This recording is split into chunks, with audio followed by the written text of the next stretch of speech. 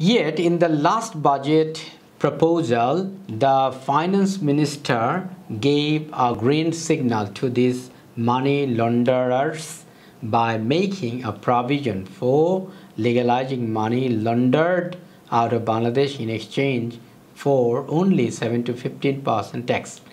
কিন্তু একটা in the last budget proposal, গত বাজেট প্রপোজালে the finance minister gave a green signal.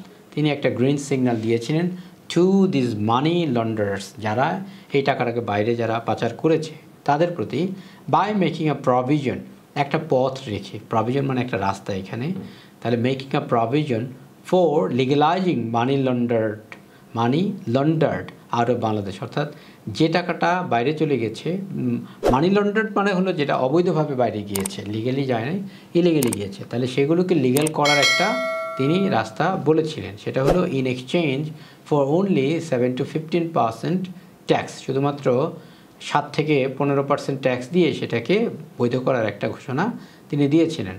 High cost imports for mega projects are also putting pressure on forex reserves. বলছে যে high cost imports অর্থাৎ খুবই উচ্চমূল্যের যে import আমরা বাইরে থেকে যে আমদানি করছি ফর মেগা প্রজেক্টসের জন্য, আর অলসো পুটিং প্রেশার, সেটাও প্রেশার ক্রিয়েট করছে অন ফরেক্স রিজার্ভ। ফরেক্স মানে হলো ফরেন এক্সচেঞ্জ, রিজার্ভের জন্য এটা খুবই প্রেশার ক্রিয়েট করছে।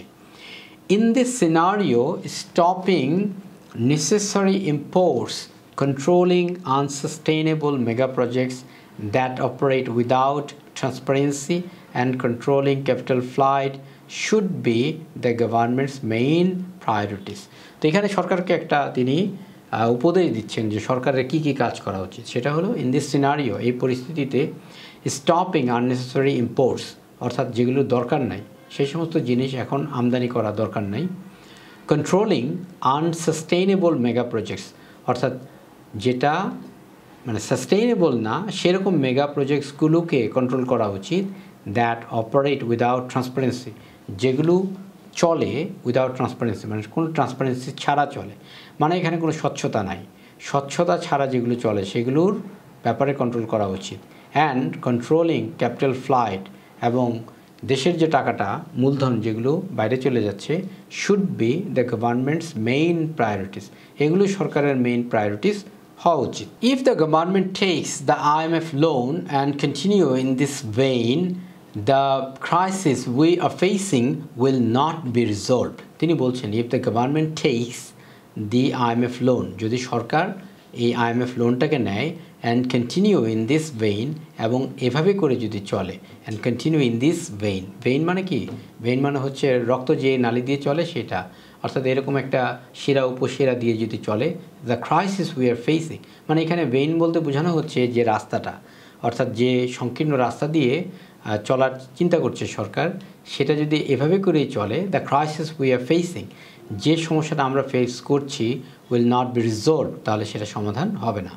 Without a solution to corruption and excess with growing provision and commercialization, it is the people of this country who will be at the brunt of the government's wrong choices.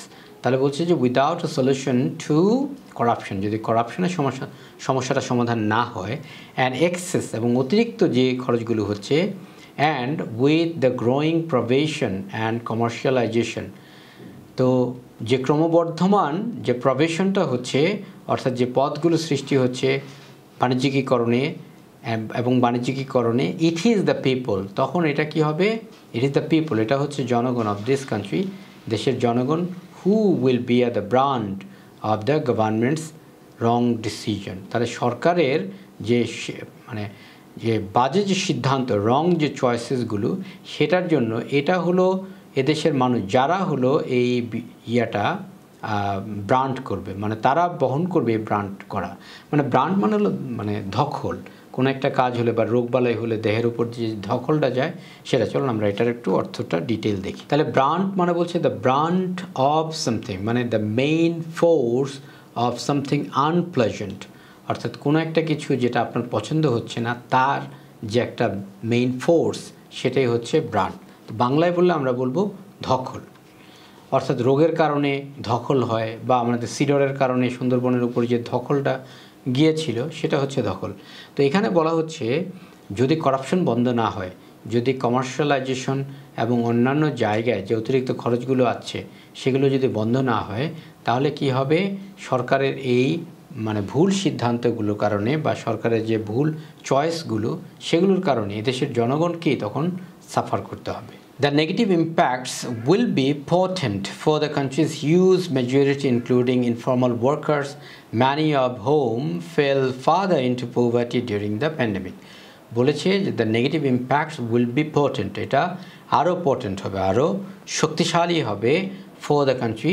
Potent মানে শক্তিশালী হওয়া, তাহলে for the countries huge majority, অর্থাৎ দেশের যে বড় একটা majority, including informal worker, যারা ইনফর্মাল মানে কাজ করে না এরকম, যারা নিজেদের মতো করে কাজ করে, যারা কোনো অফিস আদালত বা চাকরি ওরকম কোনো কিছু করে না, ম্যানি অফ হোম, তাদের অনেকে ফেল ফার্দার ইনটু পোভার্টি, তারা আরও দরিদ্রতার মধ্যে পড়ে যাবে ডিউরিং দ্য প্যান্ডেমিক, অর্থাৎ এই প্যান্ডেমিক সময়ের মধ্যে। তো এখানে যে মূল কথাটা বলছে সেটা হলো যে এটার যে নেগেটিভ যে প্রভাবটা সেটা আরও শক্তিশালী হবে এবং এটা দেশের যে বেশিরভাগ জনগণ যারা বিশেষ করে নিজেদের মতো করে কাজ করে তাদের উপরে পড়বে। কারণ হলো তারা এই প্যান্ডেমিক সিচুয়েশনের মধ্যে তাদের অবস্থা বাজে হয়েছে, সেটা আরও বাজে হবে তার এই সরকারের এই সিদ্ধান্তগুলোর কারণে।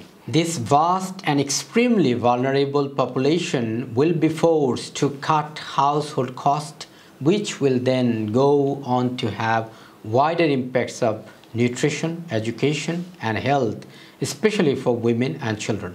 বলেছে যে এই যে ভাস্ট, এই যে বিশাল অ্যান্ড এক্সট্রিমলি এবং খুবই ভালনারেবল মানে সহজেই যারা কোনো কিছু শিকার হয়, তাহলে ভালনারেবল পপুলেশন মানে এখানে হতদরিদ্র জনগণ, তাদেরকে বোঝানো হয়েছে উইল বি ফোর্স, তারা বাধ্য হবে টু কাট হাউসহোল্ড কস্ট, অর্থাৎ তাদের যে গৃহস্থলীর যে কস্ট সেটা তারা কমিয়ে ফেলবে, অর্থাৎ খাবারের মধ্যে সেটার প্রভাব পড়বে, তাদের বাসস্থানের প্রভাব পড়বে এরকম।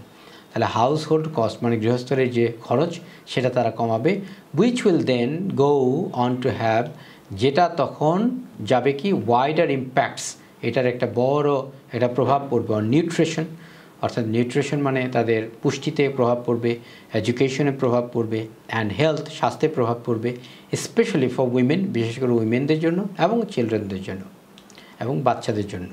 Ultimately, the government's irresponsible, illogical and unkind decision to raise fuel prices will harm people in every section of society and ultimately injure economic productivity as well.